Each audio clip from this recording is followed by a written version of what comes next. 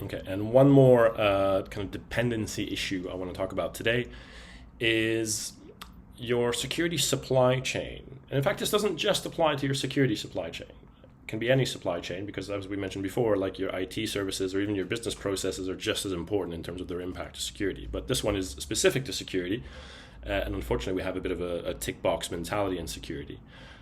Is the stuff that you are outsourcing actually doing, or the managed services that you're purchasing actually doing what you think, what you expect them to be doing?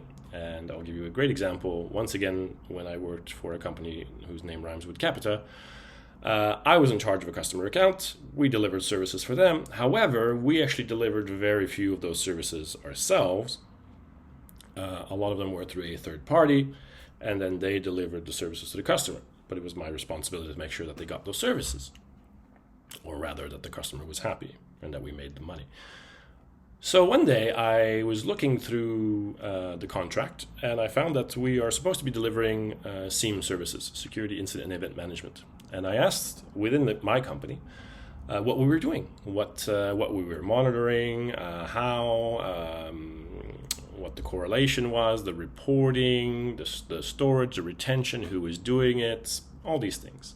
And I was told, surprisingly, oh, we don't know, we've outsourced all that, box ticked. Well, we should know what we're providing to the customer, surely. So already that's a different problem. That's more of an altruism and a curiosity one than from security, unfortunately. But due to a lack of accountability, this is a common problem. So I called my counterpart at the MSP that was supposed to be providing these services to our customer, and I asked them all the same questions. What are we logging? What are we correlating? Retention, yada yada. And for these 500 servers, which was the totality of the environment, and he answered my question with another question. What do you mean 500 servers? And I said, well, what do you mean? What do you mean 500 servers? And it turns out in the contract wording to the customer, the term application meant the entire environment. Whereas in the contract with the MSP, the term application meant web front end. So of these 500 servers, I asked, how many classify as web front end? And he goes, 18.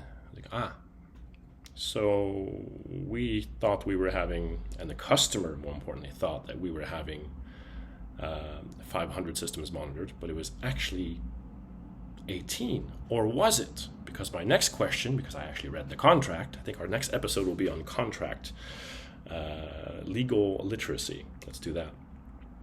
I'd read the contract, and there was a clause in there that said, any system Any system considered end of life by the original manufacturer shall not be subject to the terms of service.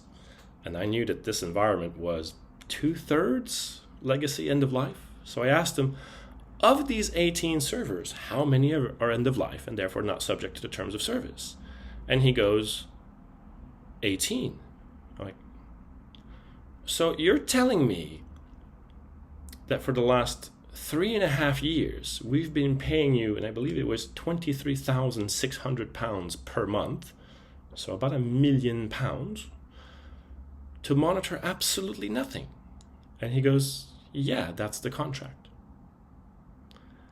And while in like dollar terms or pound terms in this term, that was by far the biggest thing that I found of this kind, I would find things like this on a weekly and sometimes daily basis, just because people were ticking boxes and not actually checking what they were getting in the supply chain. And again, this is a key difference between functional stuff and security or non-functional stuff. When it comes to actual protection, security, recovery, you don't know until you need it, whether it's there. And often when you do need it, when we do see organizations get breached, there's usually so many other reasons or dependency or complexity that there's always an excuse as to why it didn't work. But back to the fish tank analogy, if all this stuff doesn't work well together, you're going to be in a very, very bad place.